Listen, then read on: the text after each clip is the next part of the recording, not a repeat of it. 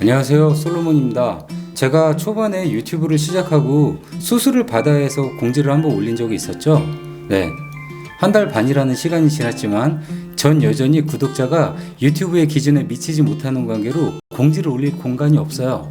그래서 이번 역시 공지사항을 이렇게 영상으로 대체하겠습니다.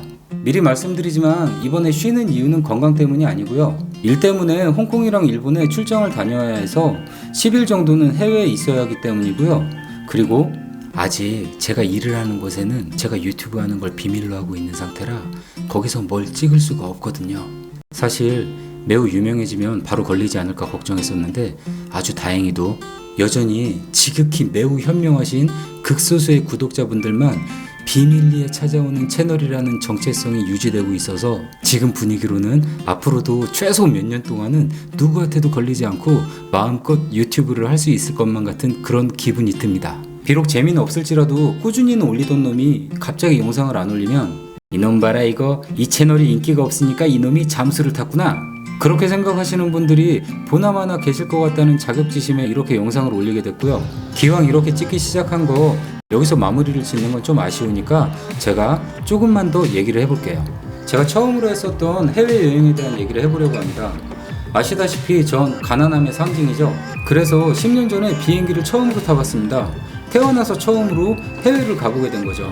그때 전 오사카를 가기 위해서 비행기를 탔는데 오사카에 도착하자마자 조금씩 이상해지기 시작하는 거예요. 숨쉬기가 어려워지더니 조금씩 어지러워지기 시작하고 그러다 결국 사단이 났습니다. 지하철역에서 어디로 가야 하나 하면서 이렇게 주변을 보고 있는데 저는 가만히 있는데 갑자기 주변이 빙빙 도는 거예요. 그러더니 소리들도 웅성거리는 소리처럼 막 뒤죽박죽으로 섞이기 시작하고 숨도 쉬기 어려워지고 저는 어쩔 줄 몰라서 이러다가 결국 쓰러졌습니다.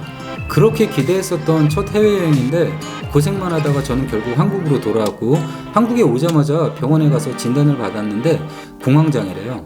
채널 구독자분들 중 몇 분은 기억을 하시겠지만 제가 강연회를 정말 열심히 다니다가 어느 날 갑자기 그만뒀었죠. 사실은 매번 힘들었었거든요. 숨쉬기도 어렵고 겉으로는 웃으면서 마이크를 붙잡고 떠들어대지만 정말로 힘들었었어요. 강연을 끝내고 손을 보면 마이크를 잡았던 손이 땀으로 가득 찰 정도, 그 정도의 긴장이었었어요. 사실 평소에는 되게 멀쩡한데 이상하게도 청중이 많이 붐비거나 특히 모르는 사람들이 많이 몰려있는 곳에 가면 그 증상이 심해져요. 그래서 진정제도 정말 많이 먹고 우황청심환도 정말 많이 먹어보고 그렇게 별짓을 다 해도 힘들어서 정신적으로 솔직히 너무 괴로워서 그때 갑자기 그만뒀었던 거예요. 그리고 제가 가진 병이 공황장애였다는 걸 그때 알게 된 거예요. 처음으로 해외에 가니까 평소보다 더 긴장을 한 탓인지 공황장애가 심해지면서 평소에 숨겨져 있던 증상들이 다 튀어나온 거죠. 그런데 솔직히 해외여행을 그렇게 망치고 한국으로 돌아오니까 화가 진짜 많이 나더라고요.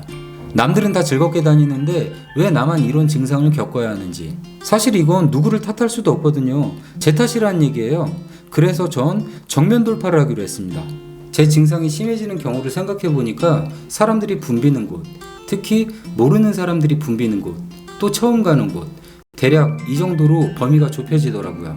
그 이후로 시간만 나면 모르는 곳에 가서 낯선 사람들이 지나가는 공간에 혼자 서갖고 시간을 보내보고 사람들이 붐비면 그 증상이 심해지는 걸 고치기 위해서 백화점에 가서 그냥 앉아있기도 해보고 심지어는 서울역이 붐비는 시기가 있잖아요. 그 시기에 서울역 대합실에 가서 그냥 하루 종일 앉아있기도 했어요. 어떻게 하루 만에 병을 고치겠어요. 그렇게 차츰차츰 노력을 하다가 이제는 도전을 해봐도 되겠다 싶어서 해외로 나가봤습니다. 당연히 처음엔 공황장애 증상이 찾아왔지만 이번엔 처음처럼 그렇게 쉽게 당하지 않았어요. 미리 준비를 충분히 하고 간 덕분에 결국엔 견뎌내고 버텨낼 수 있었습니다. 그 이후로도 계속되는 노력으로 증상은 다행히 호전되어서 이제는 해외에 나가도 괜찮습니다. 온라인으로 꾸준히 제 카페나 제 채널을 통해서 저를 지켜봐 주신 분들은 아시겠지만 작년만 하더라도 제가 해외에 여러 번 나갔고 가장 길었을 때는 100일이 넘는 꽤 긴 시간 동안 해외에 있었잖아요. 결국은 그 증상을 제가 극복을 했으니까 해외로 돌아다닐 수가 있었던 거예요. 제가 오늘 갑자기 이런 말씀을 드리는 건 사소한 도전도 나름의 의미가 있을 수 있다는 말씀을 드리고 싶었습니다. 남들이 볼 때 처음 가는 곳에 가서 하루 종일 서 있거나 앉아 있는 게 그게 뭐 대수냐 싶겠지만 당시에 전 누구보다도 힘든 사투를 벌인 거예요. 숨쉬기도 힘들고 서 있기도 힘들고 눈은 어디에 둬야 될지도 모르겠고 만약에 제가 공황장애를 인정하지 않거나 공황장애를 극복하겠다는 의지가 없었다면 전 지금도 여전히 사람이 붐비는 곳은 피하게 되고 아는 사람만 만나려고 하고 해외에 나갈 생각은 아예 엄두도 못 내는 그런 방구석 아싸가 되어 있겠죠.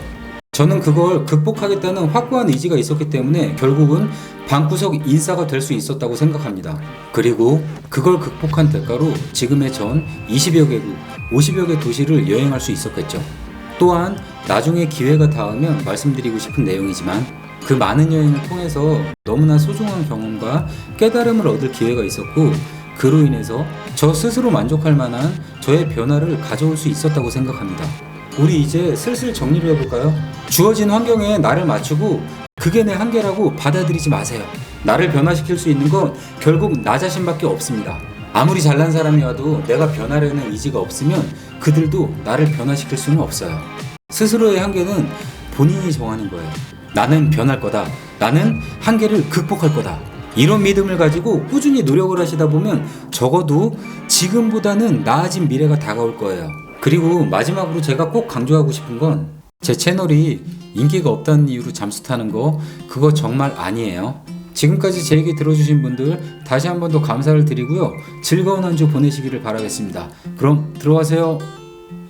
참 정말로 인기 없어서 잠수 타는 거 아니에요.